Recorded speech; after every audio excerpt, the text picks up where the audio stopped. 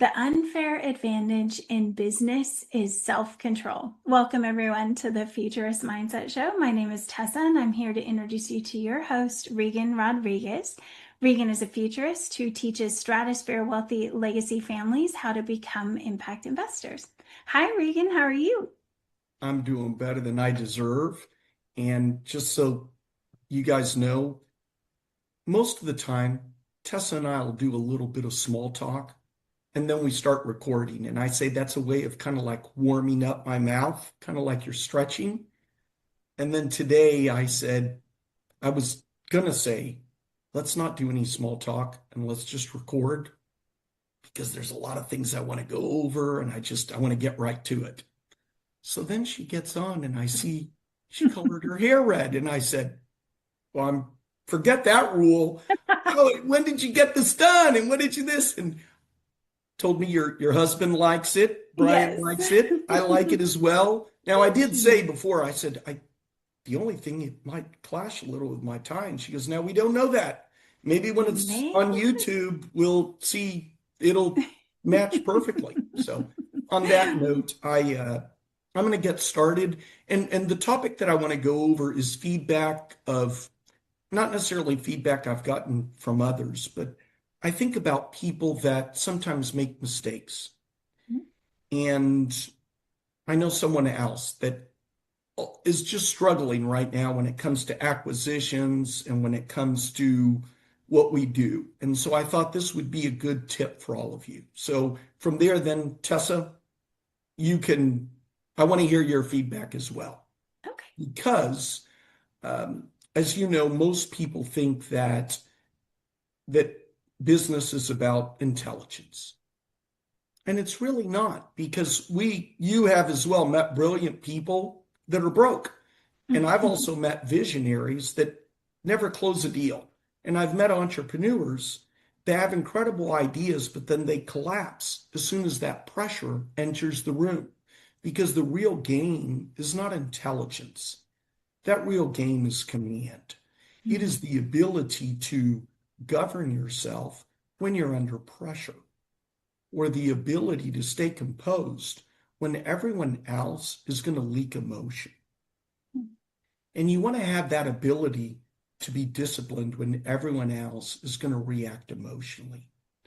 What I want you to have is that ability to hold that position while everyone else is going to rush for relief. Because this is where leverage, I've noticed, is built. And that is one of the reasons why the Ave Underground Club exists. We teach people how to buy businesses, how to then scale them, and structure exits and acquire companies through seller financing and architect funds.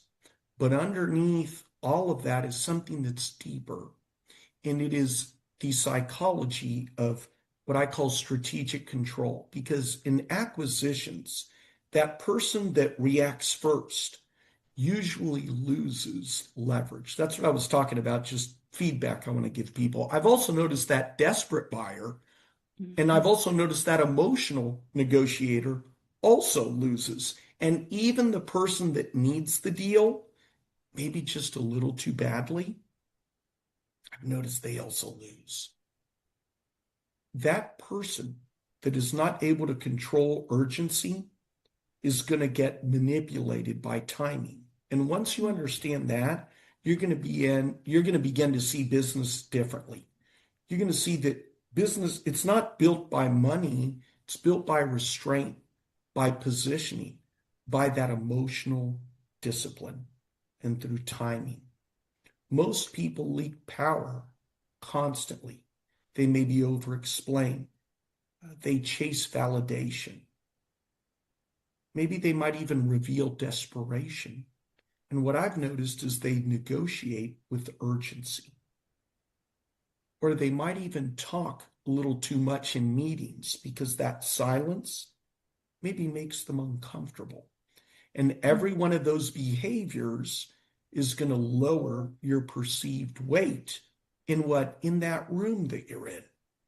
The market reads nervous systems way before it reads resumes. That's true in capital raising, and it's also true in acquisitions, and it sure seems to be true also in leadership. Mm. But it's even most true in negotiations. Those that are able to, if you can control yourself, it's harder to pressure. And if you're harder to pressure, then it's harder to control that person. That is what I refer to as an unfair advantage. When I teach seller financing, I'm not just teaching deal structure. I am teaching positioning, because seller financing, there is a psychology to it, and psychology comes way before the paperwork. The seller is asking, can I trust this person? Will this operator protect what I've built? Does this person carry the stability? Do they have command under that pressure? And yes, that matters more than what most people realize. And the same thing happens to capital architecture. When we structure funds or when we're scaling strategies, most people think that that edge is the spreadsheets or the financial engineering. And look, although those things matter, that deeper edge is the composure, the ability to think long term when others panic in the short term, the ability to remain disciplined while others become emotional. You want to have the ability to stay patient while everyone else rushes into weak deals because they cannot tolerate the uncertainty. In the Underground Club, we talk a lot about buying, building, and then exiting businesses. But that hidden layer underneath all of that is that you cannot build external empires by constantly losing internal territory. Mm-hmm. If your impulses control you, if urgency controls you, if validation controls you, I used to know a guy like that, or you might even have fear that controls you. And Mm-hmm. eventually those things will negotiate your future for you. That's why I say discipline is not punishment. It's a force. Silence is retained force, and so is patience, and so is, as I've talked about, composure. You want to have a strategic restraint about you.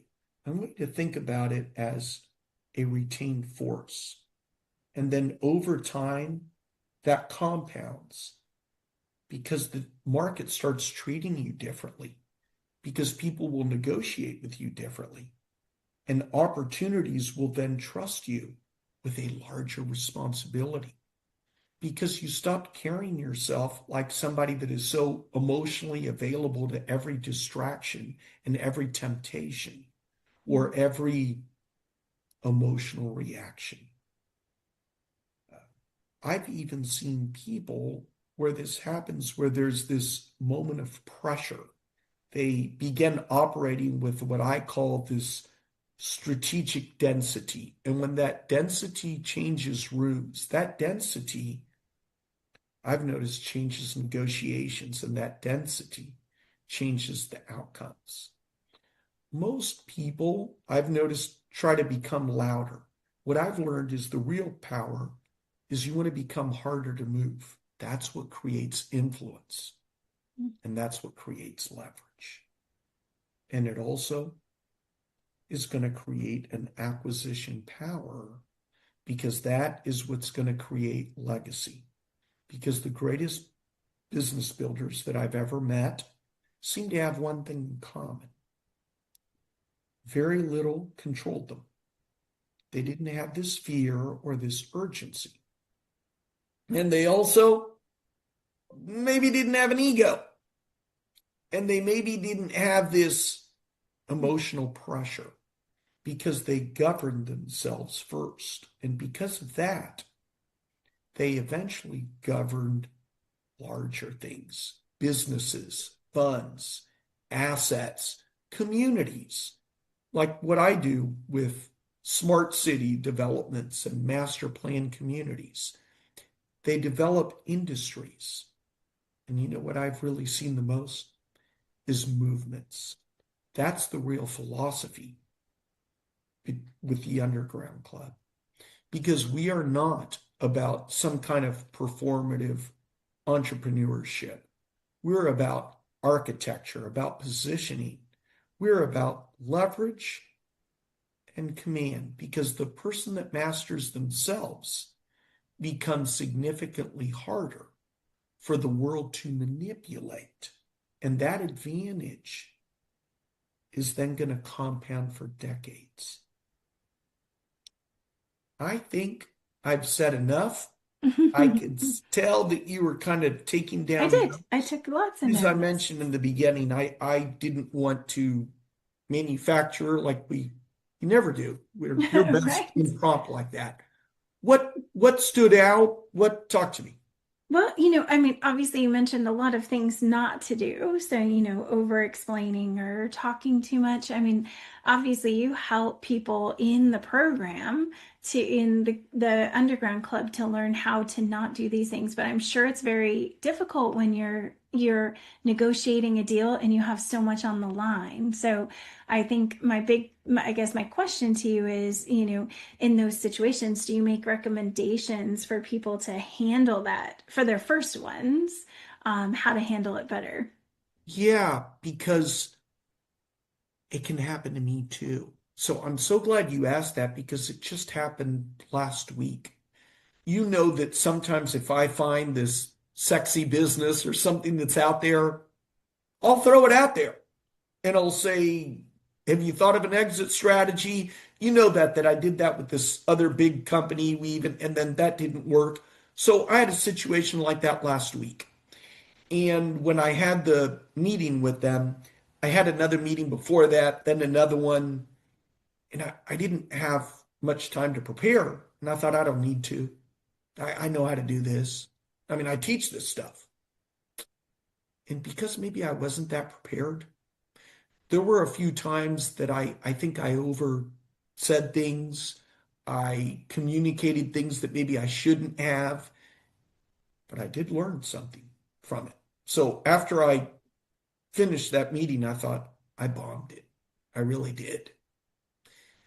And I should have known better than this. I should have prepared. So we all need to be prepared. But let's Absolutely. learn from it. As Ray Dalio says, pain plus reflection equals progress. Well, I don't know if there was much pain there, but I was a little disappointed in myself. So be prepared, no matter how experienced you think you are. Be prepared.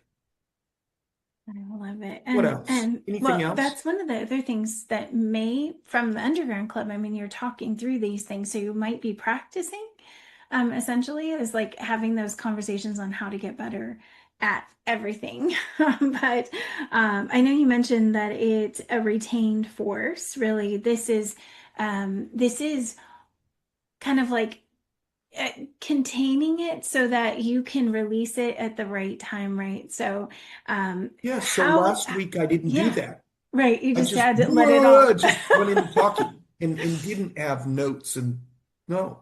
Go ahead. What else? Wow. No. No, no. I mean, and I know you have good advice for people who come to work with you. But I think that what if I were to be practicing how to be more controlled, I know that meditation and things like that cause us to slow down. So maybe being in a calmer place before you go into a meeting or have those big high pressure meetings, and preparing is number one. I love that you said that. But I also try to relax right before or, do something like that's calming for me that makes me happy. I know it sounds really weird, but a Diet Coke right before a really stressful situation, like for whatever reason, is so peaceful to me. It like helps to calm me down. So I don't know what that might be for you. What would No, yours be, you know Regan? what, Tessa? And this may surprise people, but to me, when I have a one-on-one meeting with someone, especially if it's the first time, I might have a little anxiety. Now, I don't when I'm in a big speaking in public, that doesn't. But one-on-one, It does sometimes. I get that little bit of anxiety. There was something that you said that reminded me of you. So just now I remember what I was going to say. Sometimes people want to fill that space. Hmm. That doesn't help when it comes to negotiations. And so I'm going to close with this story. I knew this guy that was very kind of hyper, okay, and he would and he would overtalk and this and that, and he could never close a deal because he would talk his way out of the sale, Mm. and nothing seemed to really work for him because he was just so abrupt. And then one day, sad, it wasn't at the age of like 40, it wasn't like real old. He got cancer, specifically Oh, throat cancer. He beat it, but he got a stage 4 cancer. wow. He's got a big scar here. They cut all of his stuff. But guess what happened? Right after that. So we'd say, gosh, why did this happen? God brings good out of that. So he goes back to work where he never had success and he could never close deals. And the person would ask him an objection. And the real him would want to start coming out, blah, blah, blah, blah, blah, blah. But he couldn't. And he'd go, have to swallow. And he'd say, and then it would come out. And Oh, then because he somebody knew would him. give him an objection. And if you knew this guy, he was very defensive on things. And then Oh, people would then say something about him. I don't know. It's just that he was a hyper guy. Well, after you have stage 4 cancer, you're not as hyper. And so oh, sometimes he would want to talk or he would want to interrupt. He could, and it wouldn't come out and he'd have to swallow. So when he would swallow and take that breath, things work. So within less than 3 years, the guy became a multimillionaire by the age wow. of, oh, and then everything started working for him. You know Wow. who knew this guy that you knew? Jack Trauma. Oh, And Jack Trauma said, I wish I could be so the way he was and calm and this. And then I said, well, he wasn't always that way. And Jack oh, Trauma, who used to work with me, said, it seems like this guy getting cancer was the best thing that ever happened to him. I said, yeah, it made him a multimillionaire because it got wow. him to slow down. And one day, Jack Trauma was there. He did this talk. I had this guy come in and speak in Naples at a hotel I rented out. And think of it, it was like a Shark Tank event. So there's Ooh. investors that want to just ask tough, and they were asking tough questions. So this guy comes on, stage 4 cancer, and they're drilling him with questions. And instead, he pulls out this little, I guess it's kind of medicine. It looked like a little spray, and he pulls it out and he goes, takes a sip of his water and he swallows. He says, you'll have to excuse me. I don't know if Mr. Rodriguez informed you, but I was diagnosed with stage 4 cancer 5 years ago. Then he grabs the spray. So sometimes my mouth gets a little dry. Oh, It was unbelievable because the fact that bottom line, everybody wanted to do business with him. Jack was in that room. All of us that were in the room, our mouths were dropped to the ground because they'd ask him objections, and it just came across so great. It came across so trusting. So the greatest thing that ever happened to this guy was getting stage 4 cancer. it The just other thing, slowed him down. So it's just being controlling the pace in the room is critical. I'm going to tell you the other thing. When I say best thing that ever happened, he never could get a girlfriend because he was so abrupt and so hyper. Think about it. He'd be there, here's give my number now. Do you want to go out tomorrow? Do you want to go out? I mean, he was so hyper. Let's go out again. Let's go out. So it would never work. Oh, So the moment he got stage 4 cancer, met this beautiful woman and got married, oh, obviously, because everything worked out for him. wow. Oh, well, that's such good So good let's slow advice. down without Yes. cancer having to slow us down. Yeah. I like that. I like that. You've got to control the pace in the room and make sure that you're calm and that you're not desperate. It sounds like you're basically out of that too, saying that you can't be too desperate to get the person's information to get that sale because it does come across pushy and can push people away. Yeah, Very good. wonderful. Awesome. Close us Well, out of here thank you like you so always much, do. Regan. Yes, thank you. And if you would like to get more information or connect with Regan, you can go to 5THAAVC.com and hit the bell so you get notifications when we go live. And we'll see you all next time. Thank you so much.